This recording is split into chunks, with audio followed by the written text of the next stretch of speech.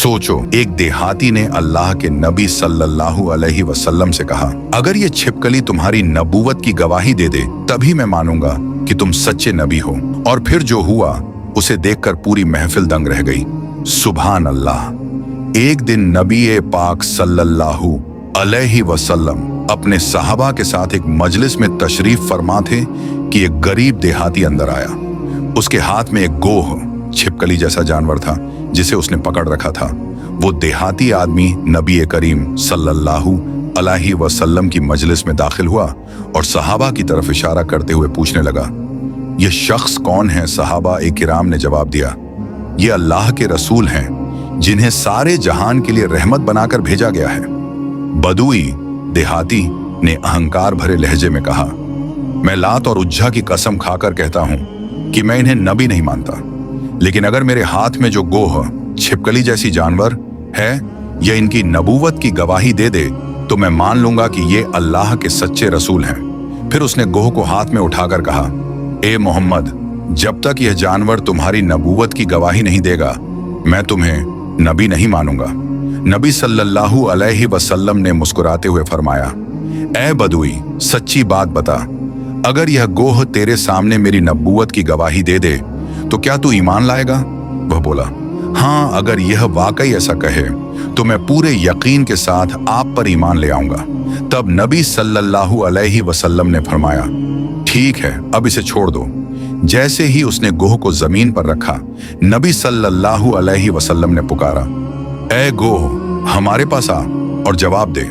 सबकी आंखों के सामने वह गोह जमीन से सरकते हुए नबी सल्लल्लाहु अलैहि वसल्लम के करीब आई और फिर साफ अरबी जबान में बोल उठी, लब्बैक या रसूल अल्लाह सल्लल्लाहु अलैहि वसल्लम, मैं आपकी सेवा में हाजिर हूं और आपकी मदद के लिए तैयार हूं।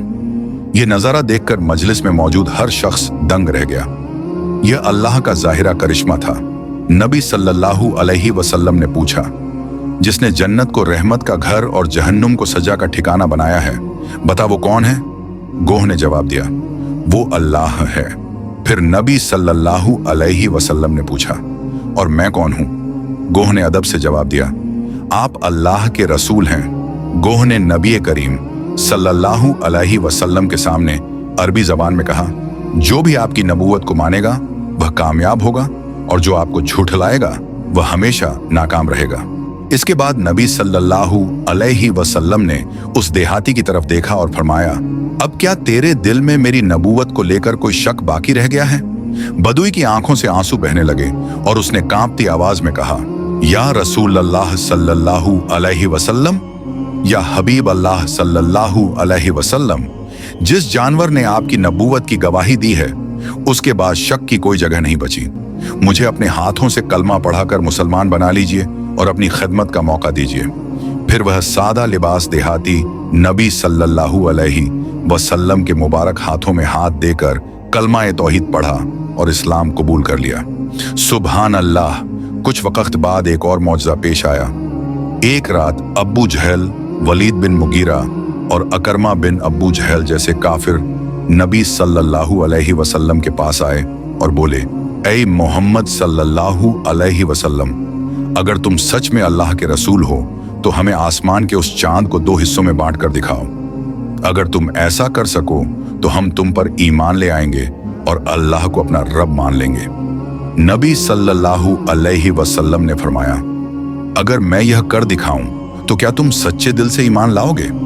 उन्होंने जवाब दिया, नहीं, हमें चांद को दो नहीं बल्कि 4 टुकड़ों में बांट कर दिखाओ, तभी हम मानेंगे कि तुम अल्लाह के नबी हो।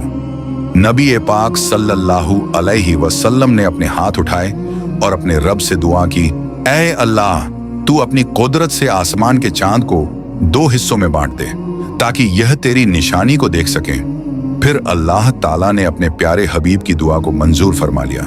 नबी पाक सल्लल्लाहु अलैहि वसल्लम ने जब अपनी मुबारक उंगली से आसमान की तरफ इशारा किया तो एक लम्हे में चांद 2 हिस्सों में बंट गया।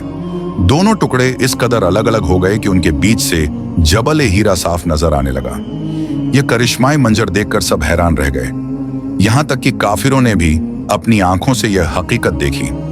नबी करीम सल्लल्लाहु अलैहि वसल्लम ने फिर एक एक करके उन्हें पुकारा, ऐ अबू जहल, ऐ अली बिन मुगीरा, ऐ राज इब्न आयल, तुम सब गवाह रहो कि मैंने तुम्हारी शर्त के मुताबिक चांद को 2 हिस्सों में बांट दिया है।